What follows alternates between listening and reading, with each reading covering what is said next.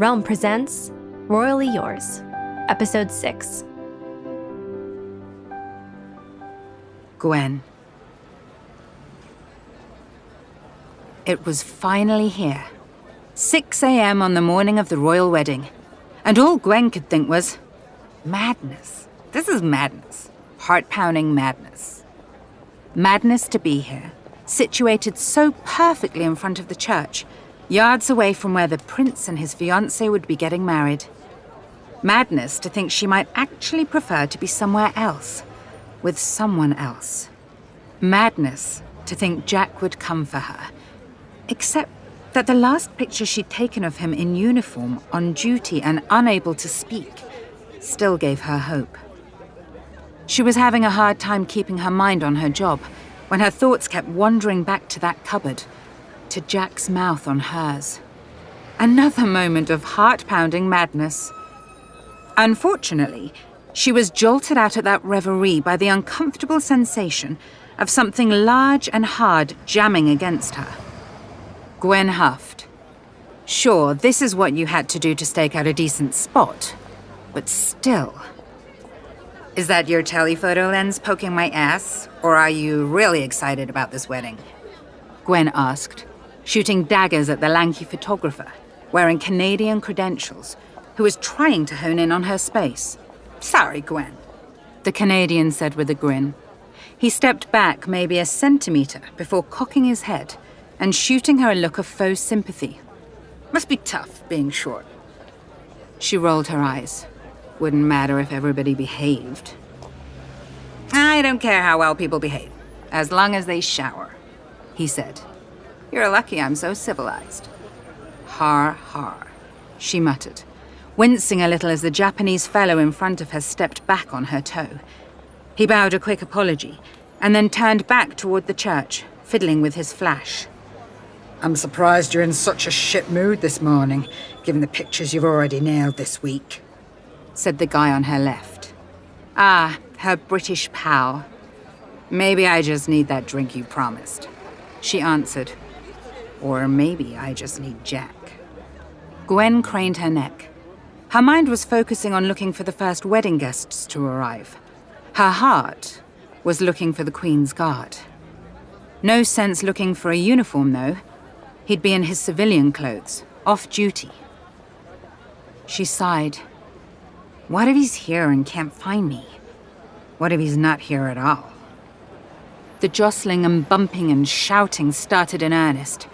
Gwen saw a couple of boring administrative church types head through the doors. She didn't even raise her camera. Her heartbeat raced. He's never going to find me here. Hell, Gwen, if you're just going to stand there, get out of the shot, someone yelled from behind her. Tension swelled as activity in front of the church picked up. The weather was lovely. Good for the wedding. Not so good for the paparazzi. The sun was in everyone's eyes.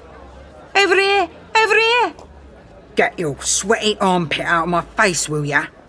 More flowers! Merde. Move. Do you want a punch in the face? It had begun. The photographers were ramping up, and nobody wearing a dress had even arrived. That's when it would turn into a real mosh pit. Gwen raised her camera and zoomed in. She half-heartedly started taking pictures, trying not to let the prick of tears in her eyes turn into something more. She wished it were raining, so she could cry in earnest without anyone seeing her. Someone put a hand on her shoulder. She steeled herself to turn and deliver a shove or a punch or whatever the situation might require. But in the next split second, she knew. Her body, her mind, her heart knew. The rest of the world might be going crazy, but when Gwen turned around to find Jack Churchill smiling down at her, everything made sense. Hi. She breathed more than she said. Jack looked down at her with those warm brown eyes. Hi. He looked as good in civilian clothing as he did in uniform. He had a sweater on over a dress shirt, his jeans hugging his thighs. I didn't know if you knew. he whispered. We both knew. Gwen barely had time to smile before his mouth came down on hers in a long, lingering kiss. Jack took her in his arms, his warm breath against her ear as he held her close. And then, damn it all to hell, his phone rang. He didn't look too pissed off when he took the call, and it was over quickly. When he hung up, Jack tucked a strand of Gwen's hair behind her ear. I'd like nothing more than to take you straight to the nearest cupboard to finish what we started, he said. But I've got a friend who needs help with an elaborate romantic plan. I could use your help, actually. Will you come with me? Gwen grinned. He came back for me, she thought. He came back for me. I wonder if he knows I'd follow him anywhere right now. I'd love to. Let me just put my camera away. I've already got everything I could have wanted on this trip. Jack's smile lit up hotter than the cameras flashing around them. Well, where we're going, I think you'll want to keep your camera at the ready. Jack took Gwen's hand in his and started pulling them away from the scrum. It took a long, long time to make it through the crowd to where the air was fresh and the sounds of bickering paparazzi began to fall away. But that was probably due to the fact that neither one of them could go more than 3 steps before kissing the other again. Becca. Becca took a deep breath as she placed her feet on the throw rug and got out of bed. Today. An hour from now. She had no idea what was about to happen, but she was going to be ready for whatever, or whomever, might appear at her door.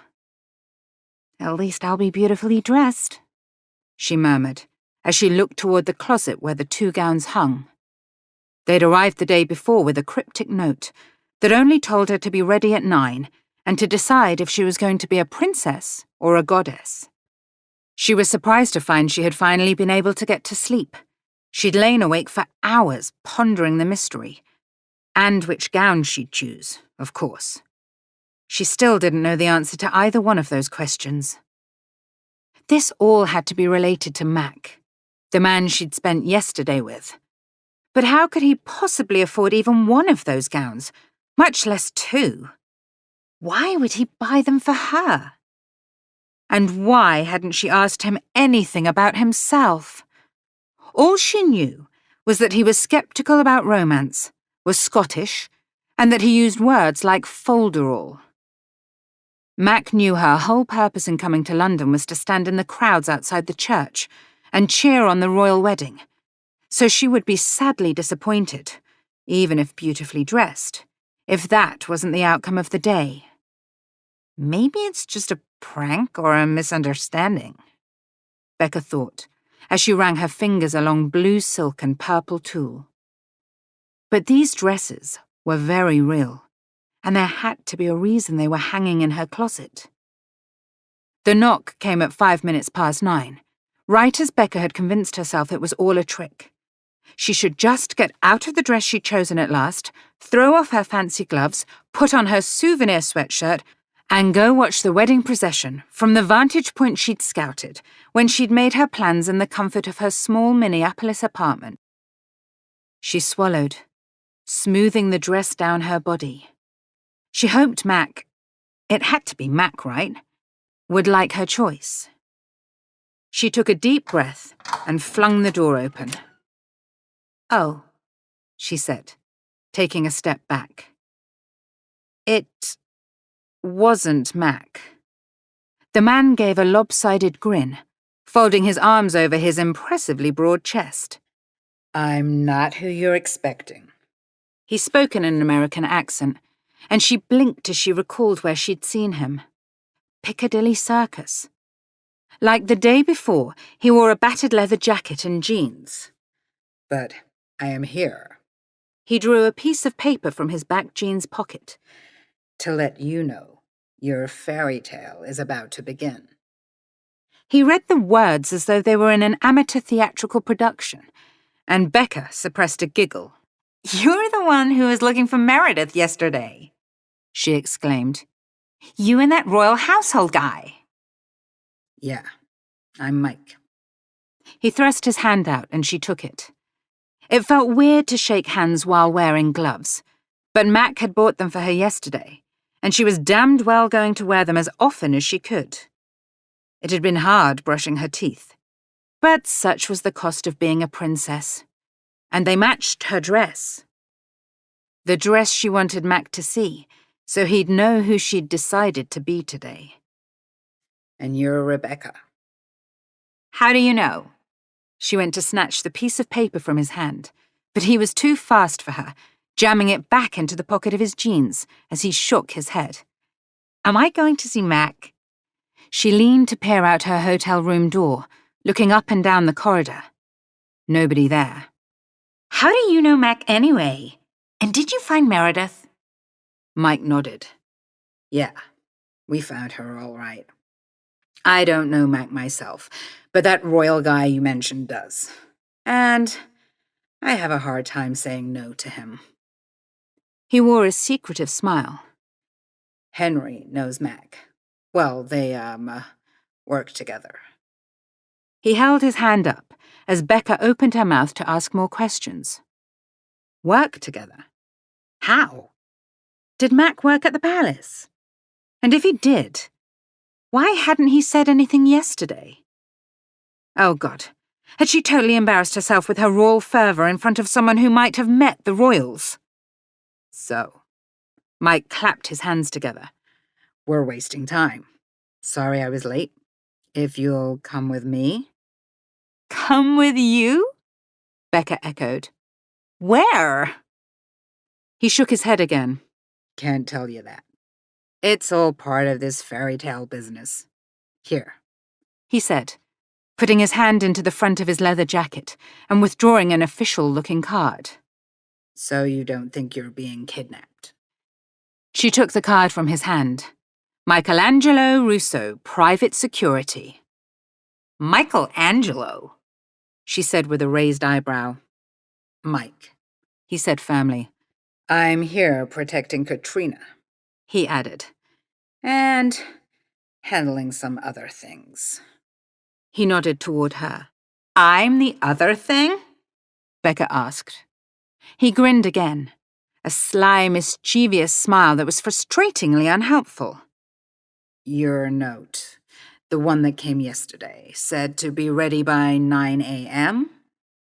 He held his arm out as though he were a prince, escorting his lady to a ball, not a biker guy taking an enthusiastic American tourist out somewhere. Okay, Becca said, exhaling. I'm ready. Good. You look nice, by the way, he said as he took in her dress. You get that here? She nodded back. Yes.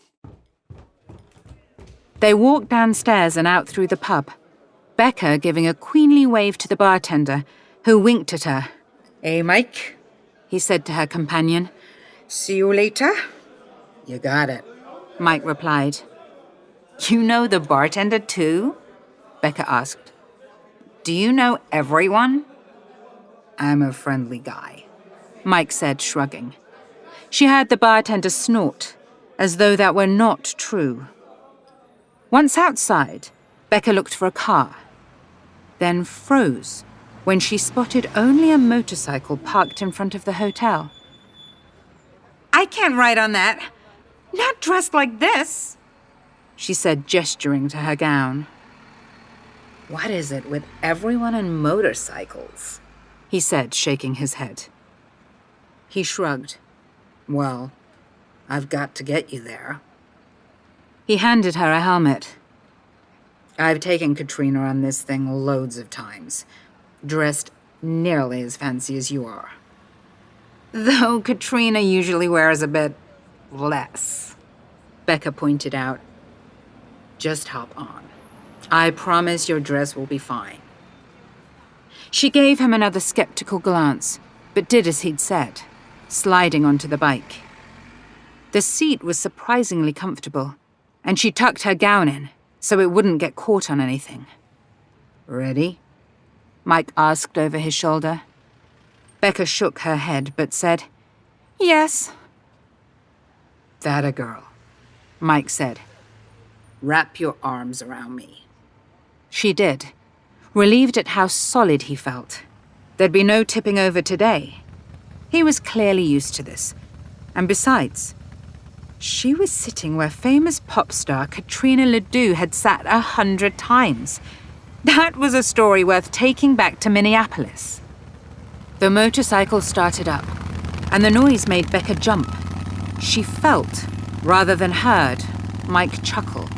"It'll be easier to weave through the crowds on a bike," he shouted over the noise of the engine. "The streets are jammed, and I'm under strict orders to get you there on time." The motorcycle started to move, and Becca instinctively held on tighter. "I take Katrina to the Grammys this way most years. Otherwise, it takes forever. And she's always late getting ready anyway." Once they got moving, she had to admit it felt wonderful to zip around London this way. Mike was a good driver, weaving through traffic and slowing down to wave some official papers every so often to get them through blocked streets. The motorcycle slowed as they approached the palace. The palace. It was right ahead, in all its regal majesty, and her eyes widened at the sight. That was where they were going, wasn't it? She hadn't dared to hope before. But now... oh my God. Would she get to see Mac now? They went through the gates, Mike waving his paper again, and then they came to a stop in the parking area, in front of the palace. In front of the palace. She was in front of Buckingham Palace, and it appeared she would be going in. How did Mac have these connections? When was she going to see him? Would she see him? And if she did, would he like her dress? So many questions, so few answers. The other man she'd seen Mike with the day before, dressed now like yesterday, in an impeccable suit, a discreet but elegant tie, and matching pocket square, his hair perfectly tidy, greeted them on the steps. Becca did not miss the warm look he shot Mike's way. Interesting. "Good morning, Miss Rebecca," the man said, his accent sending familiar ripples of royal excitement down her spine. He spoke just like the members of the royal family. "I am Henry Stockbridge, assistant to the royal butler. There are a few things you must know before entering the palace." Becca couldn't absorb what he then started to say, because he'd just confirmed it. She would be entering the palace. She, a librarian from Minnesota, was going to walk along the same halls that Meredith and Richard did. She wanted to scream, shout, and sing all at the same time. Perhaps even twirl. "Miss Rebecca," Mr. Stockbridge's tone was sharp. "Have you been listening to me at all?" "Leave her alone, Hank," Mike said in a teasing voice. "Can't you see the poor girl is dumbstruck? Gotta say," he said, moving closer to Henry, "there's a lot of things of interest here." Becca suppressed a giggle as she saw how Mr. Stockbridge, Mr. Propriety epitomized, blushed at Mike's words. "Well," Henry said, glancing toward Becca, "I suppose there's not too much trouble you can get into. Just be polite." "As much as a Yank can, right?" Mike said. Becca would have sworn Mr. Stockbridge nearly rolled his eyes. "I will deal with you later, Michelangelo." "Looking forward to it," Mike replied, his gaze raking Henry up and down. "I'll see you later also, Rebecca. Perhaps back at the Hound?" "Sure," Becca said, even though she still had no idea what was happening. But apparently at the end of it, she'd be having a beer. Good to know. "If you will come with me," Mr. Stockbridge said, gesturing toward the front door of the palace. Becca swallowed as she followed close on Mr. Stockbridge's heels. "The gentleman knew you would wish to see this," Henry said. The gentleman? Becca echoed. Mac? Henry looked pained. Yes, the gentleman you know as Mac. The gentleman I know as Mac? What kind of palace doublespeak was that? They stood in the hallway, Becca's eyes widening as she saw all the pomp and circumstance. And they were only in the hallway. Note to self. Keep smelling salts handy. Not that she had ever even seen smelling salts before, but she would guess Henry had some. He seemed like the type who might have them always on his person in case of a fainting emergency. It was on the tip of her tongue to ask him, when he gestured to a door at one end of the hallway. Step this way, please, and don't touch a thing. Their steps echoed through the hallway, and Becca darted anxious glances up toward the staircase. What if this was a mistake? What if she wasn't supposed to be here at all? Would she get hauled away on some accidental trespassing charge? Thankfully, she made it to their destination without either fainting or getting arrested. She would take that as a win.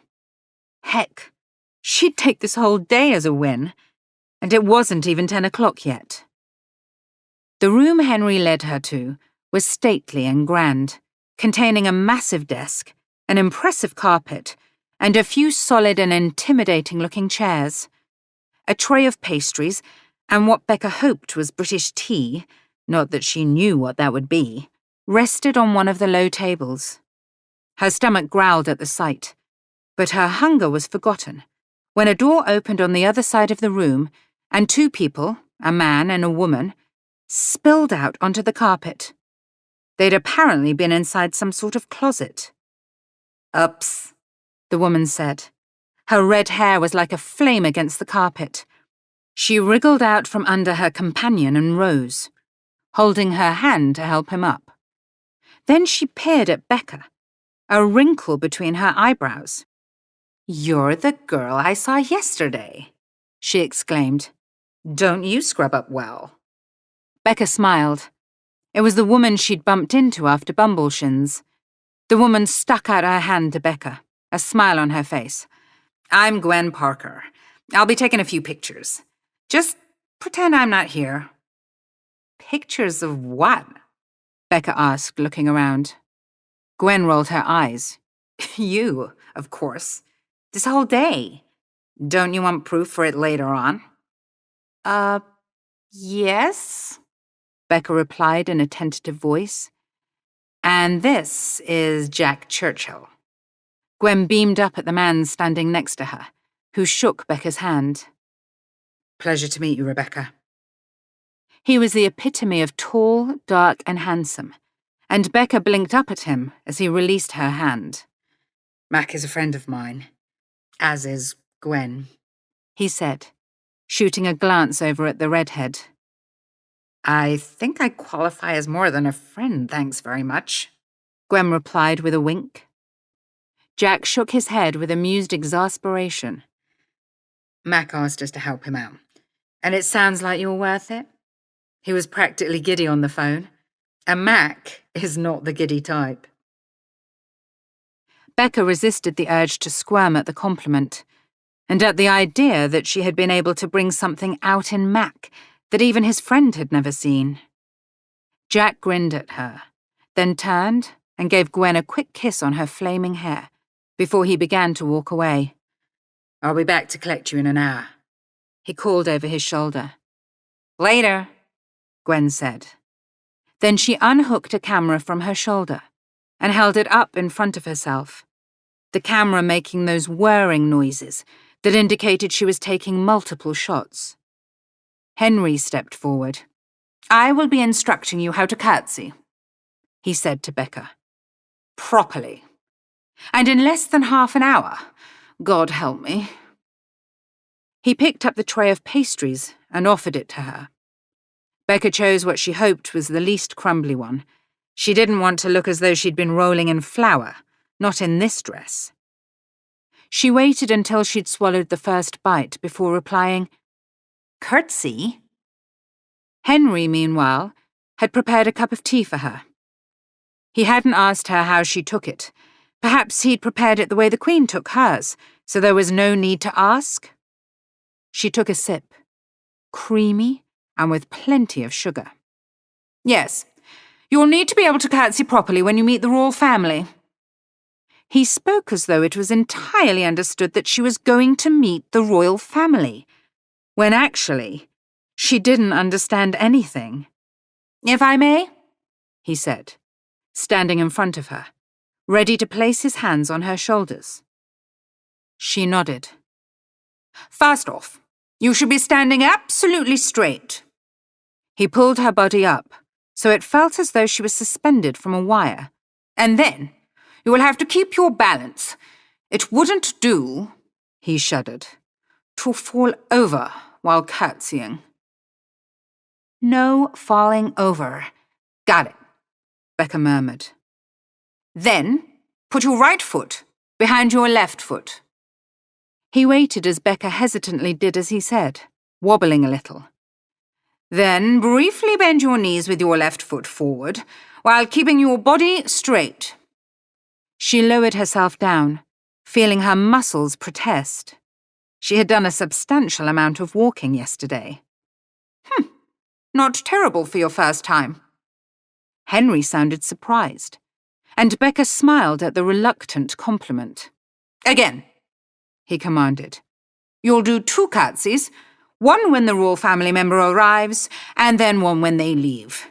You will not leave the room before any of the royals. As though I'd want to, Becca thought.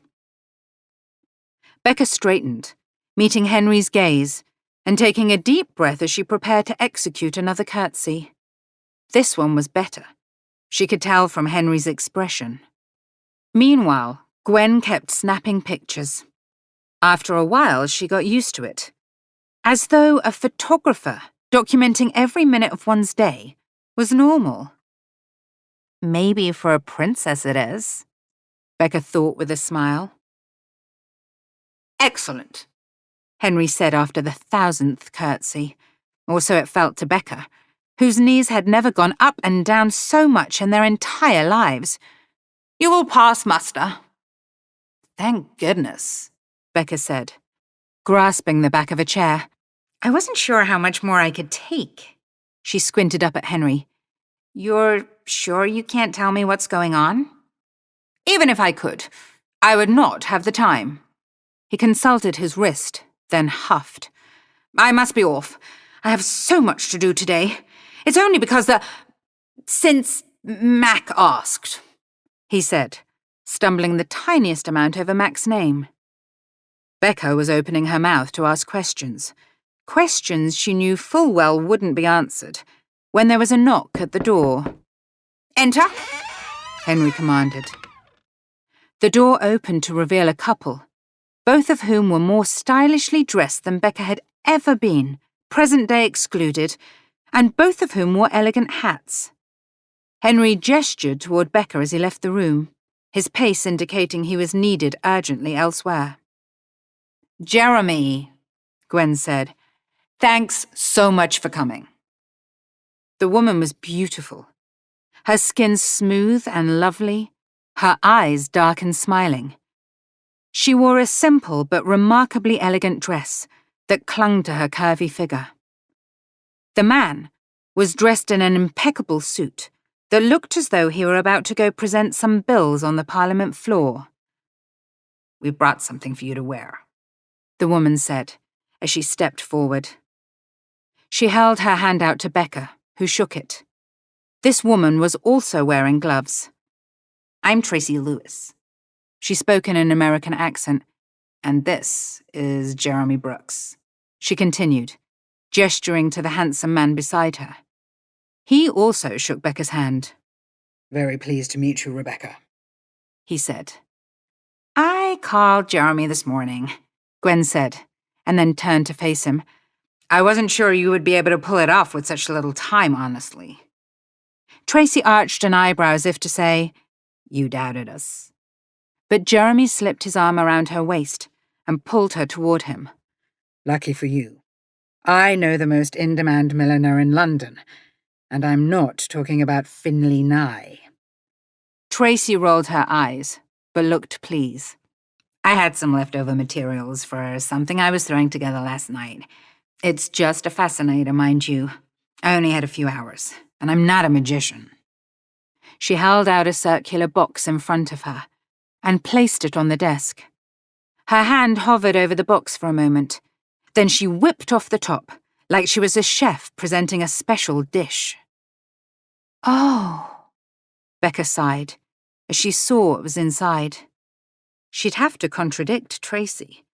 The woman was a magician. It was a piece of art, a delicately crafted concoction of swirling peach, lace, and feathers. Like I said, it's just a fascinator, Tracy said. We didn't have time to make a full hat. She glanced at Jeremy. Though maybe we would have, if you hadn't been so distracting. He simply grinned. The fascinator matched Becca's gown perfectly. Although it was designed so cunningly, it would have gone with either of the two. Gorgeous, Gwen said, in an admiring tone, snapping another picture. It's lovely, Becca added. So lovely, Jeremy echoed, but his gaze was on Tracy. Was everyone she would see today loved up? If she saw Mac, when she saw Mac, she would point out the high preponderance of romance in the palace. True love is catching, she'd say. Would he agree? The thought made her heart stutter. Try it on, Tracy urged. It's yours. We made it especially for you. How did you... she began, then shook her head. Mac. Jeremy winked at Becca. We were up anyway. Tracy withdrew the hat from the box and held it out to Becca. Unless you wish me to place it on. She squinted at Becca. Actually, you'd better do it, she said, handing the hat to Jeremy. You're taller. Yes, please do, Becca replied. I'm not sure my hands are steady enough. Jeremy settled the hat onto Becca's head. Tracy stepped up to adjust the fascinator and Becca's hair, an intent look on her face. Gwen's cameras snapped continually through every moment. Becca was grateful Gwen was there after all, so she would have proof this wasn't a dream. There. It really does look perfect, doesn't it?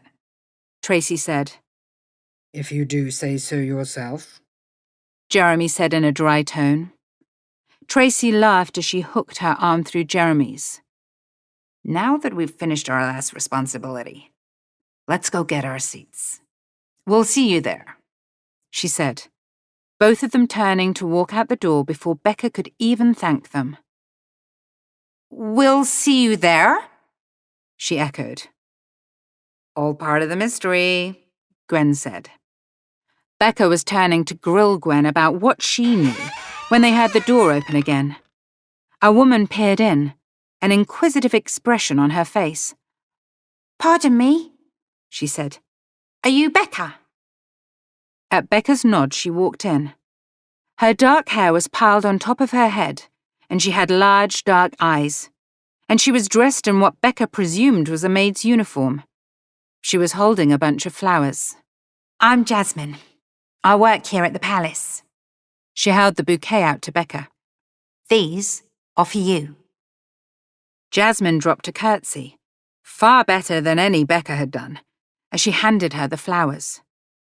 Now that Becca could see the bouquet more closely, she saw it was actually a corsage made up of spiky purple flowers, blended with dark green leaves. Those are thistles, Jasmine said. The national flower of Scotland. A flush of colour stained her cheeks. They're so pretty, Becca said. Benji, that is Mr. Marsh, arranged them. He is so clever, Jasmine said, a dreamy look on her face. Another romance? Let me help you, Gwen said, putting her camera down. She took the flowers from Becca, pinning them to the strap of her gown. They're lovely, Gwen said, glancing at Jasmine. Please thank Mr. Marsh for me, Becca added. Jasmine nodded shyly, then walked out the door as Jack returned. I'm here to escort you to where we're going next, Jack said, addressing Becca. She didn't bother asking where that was, since she knew he wouldn't answer. Besides which, it felt like such a magical, mystical adventure, wearing a lovely gown, a bespoke fascinator, flowers, and having her pictures taken like she was someone famous.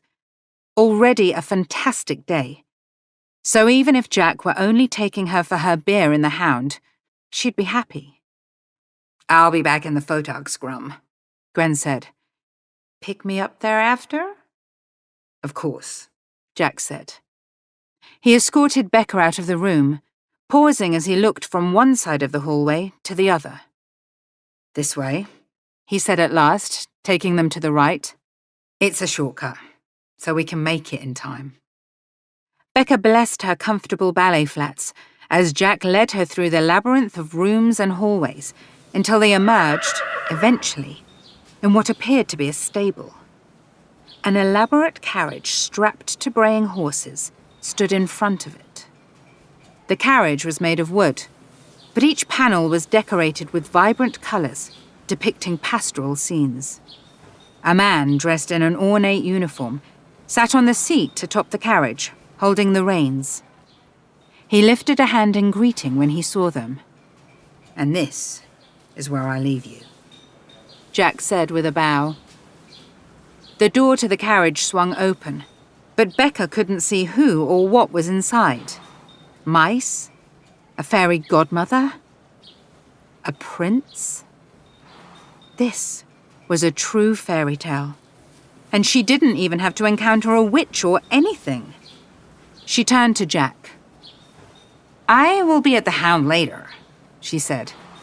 At least, she added, shooting a glance toward the carriage. I think I will.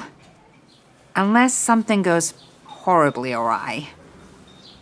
Or terribly right, he said, gesturing toward the open door. Becca swallowed and nodded, putting one hesitant foot in front of the other. Mac. Mac had never been so nervous in his entire life. For that matter, he'd never been nervous ever before. On the battlefield, he'd been anxious, bored, terrified, but he'd never been nervous. But now, waiting for her to arrive, nervous. He'd thought of it at first as a lark, after he'd returned to Bumbleshins and bought the gowns. But the more he thought about it, it felt as though it wasn't enough to purchase a few gowns for her. He wanted to give her the perfect day. The perfect day for a woman he was coming to suspect was perfect. For him. It had been a devil of a thing to put together in time. He'd called Jack, and then Henry, who had gotten Katrina's bodyguard on board. Henry had asked Jasmine to work on the flowers with Benjamin. Jack's friend Gwen had known where Mac could get a hat thingum quickly. Mac had been up most of the night working out the logistics. Not too different from battle techniques, but much more satisfying. Dangerous, but for his heart, not his body. It had felt like a pleasure, not a chore, to get rigged up in the appropriate clothing this morning, as though Becca was standing beside him, nodding in approval as he fastened his kilt and put on his sporran. Hello? He heard her voice before he saw her, and he closed his eyes for a moment and took a deep breath. Hello, Becca, he replied. He rose from the seat, extending his hand out the door for her to take. Mac, she accompanied his name with a pleasurable sigh, and he felt some of the tightness in his chest loosen. At last. He knew that whatever happened from here on out, he'd done the right thing. It was worth all the effort if he could make her happy.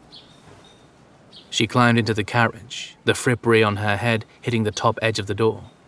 She wore the gloves he'd bought for her, and the gown. A princess, he said, drawing her to sit on the seat beside him.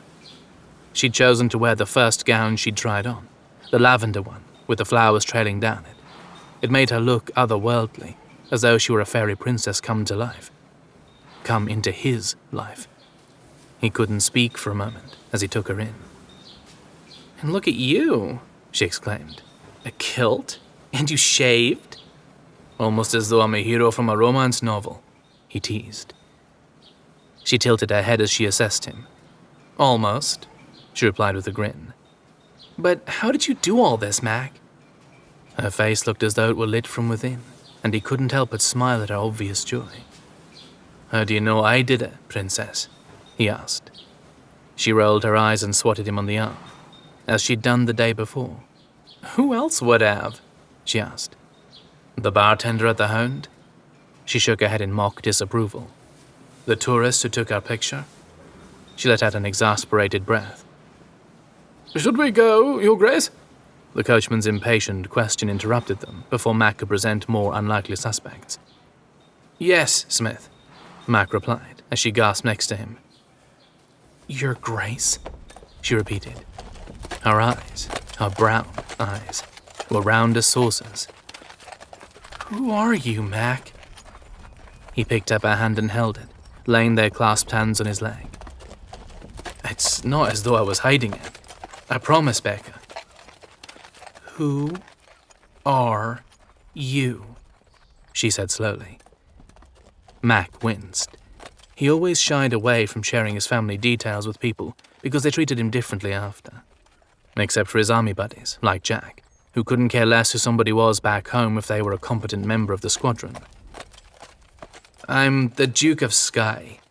A Scottish duke, so not nearly as fancy as one of the British ones."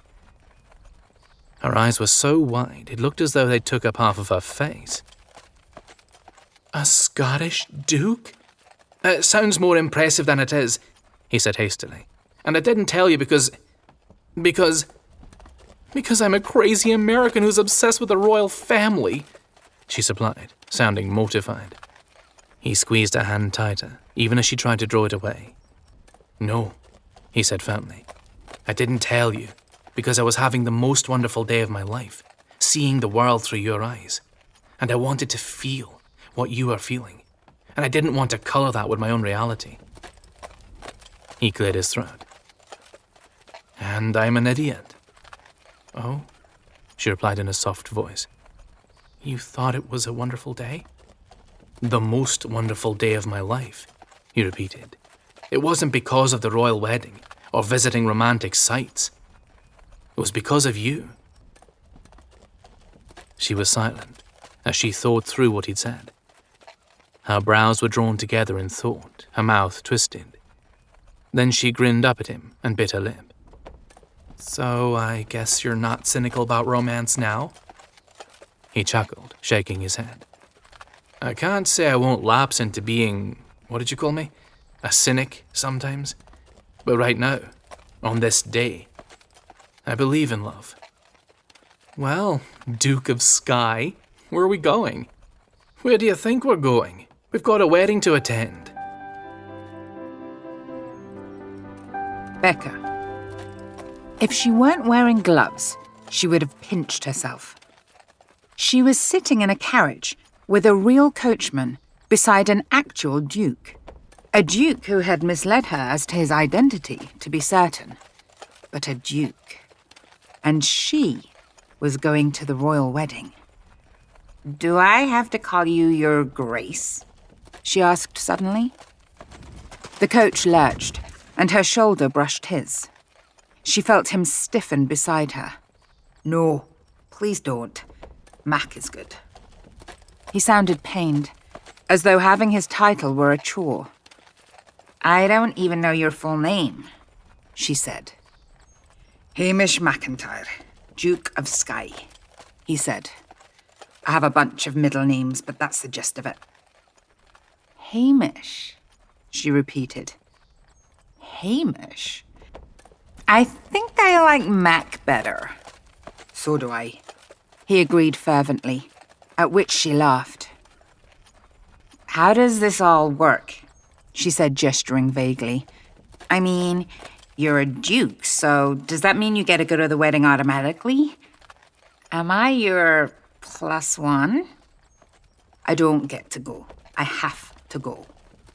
Becca felt herself start to bristle, at his familiar dismissive tone. But no, that's wrong now. Because of you. Now, I am excited to go. To get to see the spectacle. The folderol? Becca suggested slyly. He laughed. Yes, the folderol. He uttered a snort. I bet you'll be able to find nice things to say about even my most unpleasant family members. I imagine they are all wishing only the best for Richard and Meredith, she said firmly. At least for today. See? He said. You've already done it, and you haven't even met them.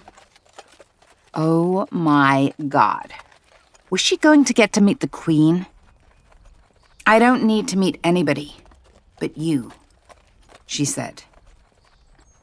She lifted her other hand, the one that wasn't still holding his, and put her fingers on his jaw. Then she drew it back quickly. She released his hand and drew off her gloves, then placed them on her lap. Then she put her hands back on his face, his stubble grazing her fingers. Shaven, he was even handsomer than the day before, definitely less wild.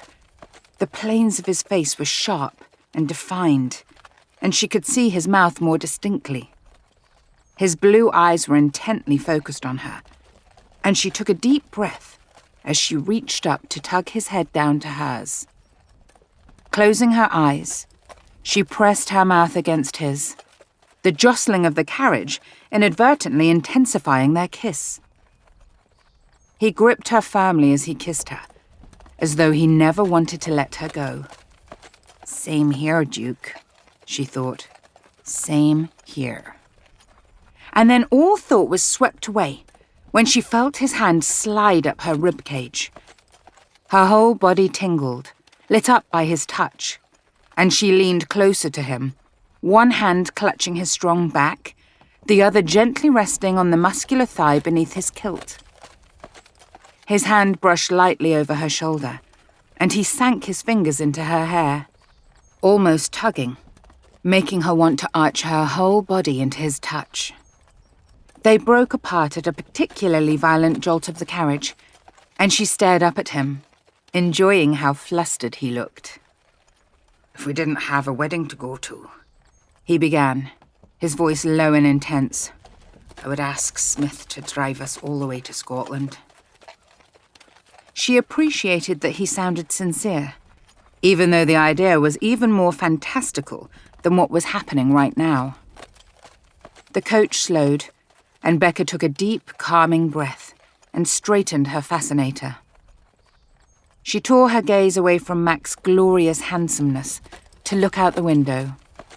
They were in a line of carriages, each as spectacularly decorated as the last, and she could see a few fashionable-looking ladies leaning their heads out their windows. It might take a bit.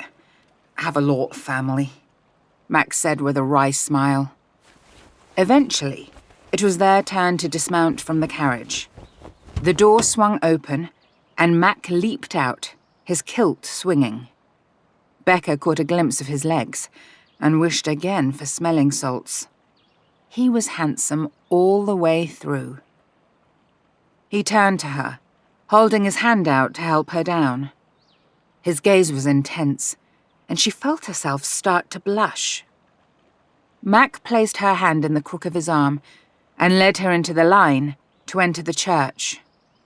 She leaned up on her toes to glance at the other guests, all of whom were splendidly and immaculately gowned and suited, although none of the headgear was as close to gorgeous as hers was, in her entirely unbiased view, of course. You fit right in, he murmured into her ear. Only, I think you are the most beautiful princess here. She felt her cheeks heat even more. Miss, she heard a voice call. Miss in the purple. That's you, Max said, now nudging her in the side. She turned to see the speaker and saw it was a woman with a notepad and a huge badge that read Press. Me? Becca said. Yes, you. The woman pushed her way through the crowd toward them. She pointed her pen at Becca. "Who made that adorable fascinator? I work for Style Journo. It's the best one I've seen yet." "Tracy Lewis," Becca replied. The woman scribbled the name on the paper, then looked back up, a questioning look on her face. Oh, it seems like only you and Princess Gracie managed to snag her designs. So much more fun than the sea of same old Finley knives out here," she said, before racing toward another woman wearing a beautiful red gown. "Come on, Princess. We have to go in," Mac murmured as he guided her forward. And then they were in the church. Mac handed his invitation to an usher, who began to lead them down the aisle. The same aisle Meredith would walk down. Becca could not believe her life right now. She swiveled her head and stared, each sight more breathtaking than the last. "Oh my God!" She couldn't keep herself from saying it. "Oh my God!" Mac chuckled beside her. "What do you see?" he asked. "It's... oh my God!" she said again. "You'll need to be more specific, Rebecca," he said in a mock reproving tone. She turned and looked at him, a grin on her face. "It's everything, Mac." She turned back, lifting her hand to point at various things around the church. "The altar, the candles, the flowers, all the people," she exclaimed. "And the clothes, and the hats! And everybody looks so happy." She slid onto a pew, unable to sit still due to the excitement of it all. "I'm happy you're happy," Max said in a low voice. People were still getting seated around them, but the front rows of the nave remained empty, no doubt reserved for the royal family. A few people walked past them, and Becca yelped, then clapped her hand over her mouth to stifle the noise. Her eyes danced above her hand, and Mac grinned back at her, obviously relishing her excitement.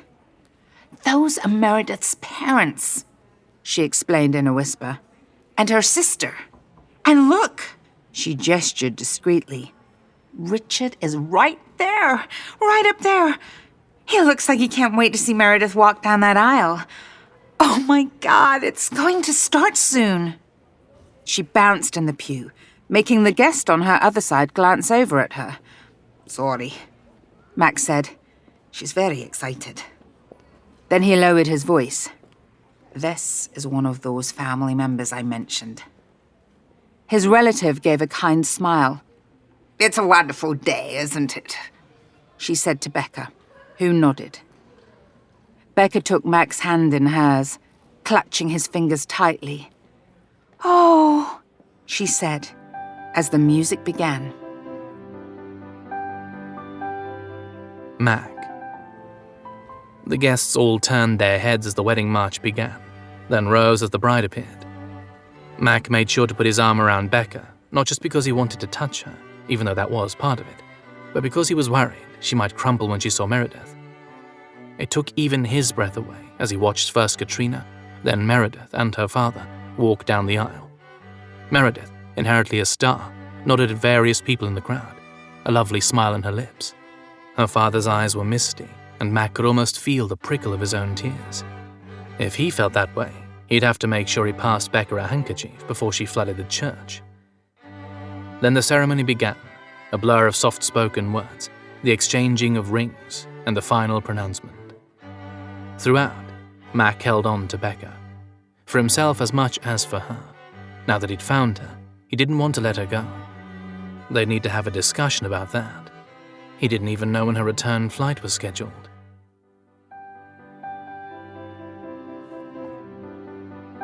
Becca. And then it was over, and Meredith and Richard were walking back up the aisle. Meredith looked like a fairy princess, a goddess, and a woman in love all at the same time.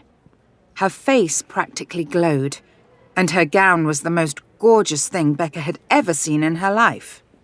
She'd devoured every single article that had surmised what Meredith might wear, making her own judgments with each photograph she saw. But Meredith's choice surpassed all of the prognostications. Becca felt in her heart that this was the best and only gown Meredith could have chosen. White, of course, but a transcendent white with faint hints of glitter that caught the light as Meredith moved. A risky choice for a royal wedding, but one that told the world she was still the same fun-loving Meredith. The dress was flattering to her curves, and its skirts belled out, as though Meredith truly were Cinderella at the ball with her prince. Just like Becca was, although her prince was a duke. She exhaled as the guests at the front started to exit. "Did you like it?" he asked. She exhaled in happiness. "Of course I did. Mac, it was so beautiful, and you could feel all the love between them. You felt it too, didn't you?"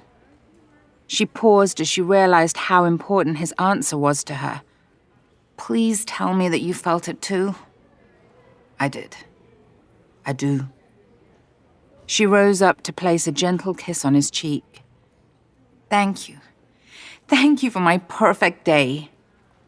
"It's not over," he said, shaking his head. "Unless you want it to be." She swatted him on the arm. "Of course not, silly. I didn't know if you had to go do Duke stuff with your family." "Duke stuff?" he said, raising an eyebrow. "You mean rule over my fiefdom?" He shook his head as she laughed. "I took care of that before I had my coffee this morning. So my day is free. If yours is?" She nodded. "It is." Becca could not stop grinning as she left the church, even though she knew she must look like a complete idiot. But then again, everyone else seemed to be smiling just as widely as she was. Even Mac. He hadn't stopped touching her, first putting his arm around her as Meredith walked down the aisle, then holding her hand through the ceremony. Now, her arm was tucked into his elbow as they walked back down the aisle. Some of the flowers from the bouquet had fallen onto the ground, and Mac let go of her to reach down and pick one up, presenting it to her with a flourish. "Another souvenir," he said, as he tucked it into his breast pocket. She leaned forward to sniff it, and sighed deeply at the beautiful scent. "Jasmine!" she exclaimed. Her research hadn't mentioned jasmine as a traditional royal bouquet flower, but it smelled absolutely divine. A worthy addition, she thought. "Where are we going now?" she asked. "No offense, but I don't think anything can top this." "We're going to where it all began," he said cryptically. She searched her mind for what that might mean. Where Meredith and Richard first met? To the palace where Richard was born? To the arena where Meredith had given her first London concert? But she couldn't figure it out. They got back into the carriage. Smith, the coachman, looking suspiciously teary-eyed as well. "You know where we're headed," Mac said, as he helped her inside. She adjusted her gown around her as he settled beside her. The carriage moved slowly through the streets, wafts of conversation and spontaneous cheers punctuating the drive.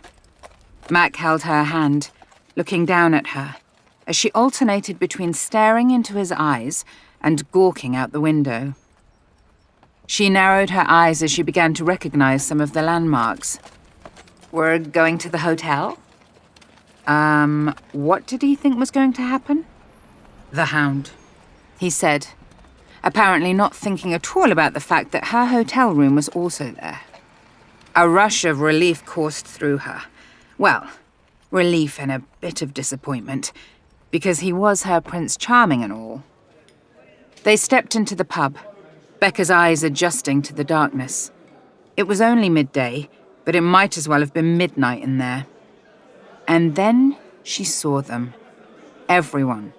Henry, Mike, Gwen, Jack, Jasmine, a man she presumed was Benji, and Tracy and Jeremy. All of them in the pub. All of them clearly happy. And maybe even a little tipsy. "You're here," Gwen cried, stepping forward to Becca. Was it everything you imagined it would be? Becca sighed in happiness, clutching Mac's arm. The bartender slid 2 beers down the bar, and Mac handed one to Becca before picking up his own glass. It was more than I'd imagined, Becca said. And I have to say, thank you to all of you. You made it possible. All part of my duty to the royal family, Henry said, glancing at Mac. Even though I stood you up yesterday, Mac responded. Turns out I had better things to do. He gave Becca a pointed glance. Didn't we all? Gwen asked in a sly tone. Jasmine's cheeks flushed, and Benji looked down at her with a besotted expression on his face.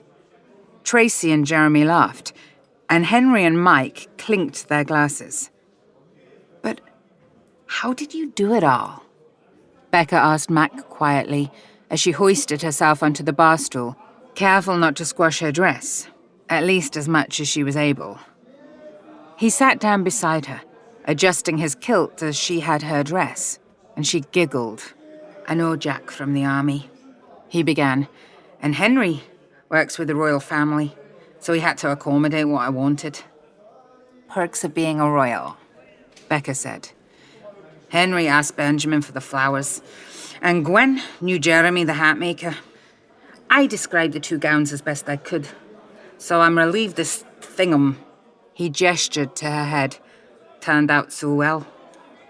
It's a fascinator, Becca replied. I can't believe you did all this for me. I can, Max said with a warm smile that practically melted her heart.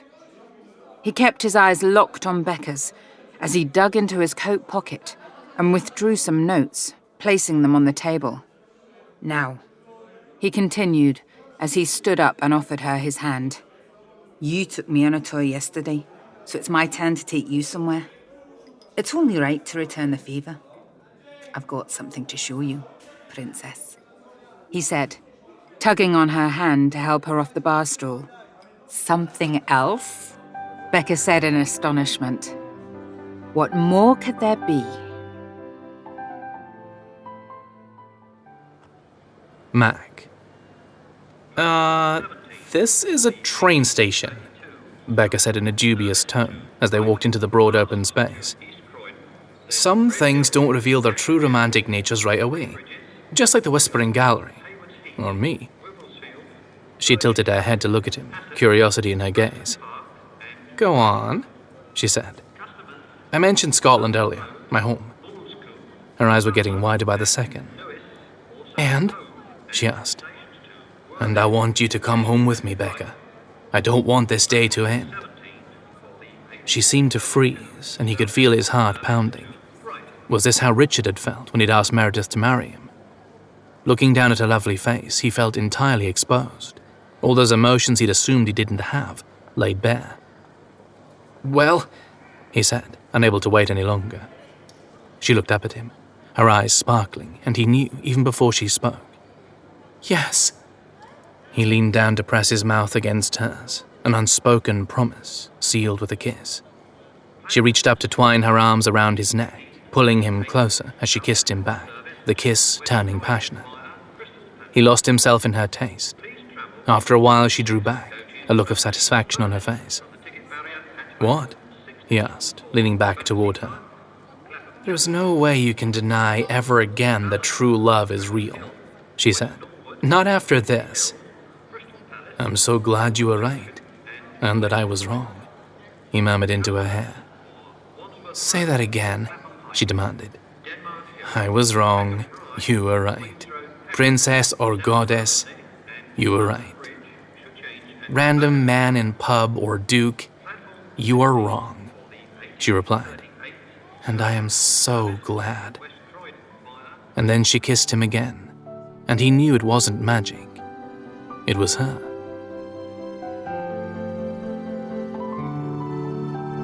You're listening to Royally Yours by Megan Frampton, starring Lorna Bennett and Gary Furlong. Produced by Realm, your portal to another world. Realm, listen away. Royally Yours is created by Megan Frampton and written by Megan Frampton, K.M. Jackson, Falguni Kothari, Liz Maverick, and Kat McMurray. It is produced by Lydia Shama and executive produced by Julian Yap and Molly Barton. Audio production, sound design, editing, and theme music by Amanda Rose Smith.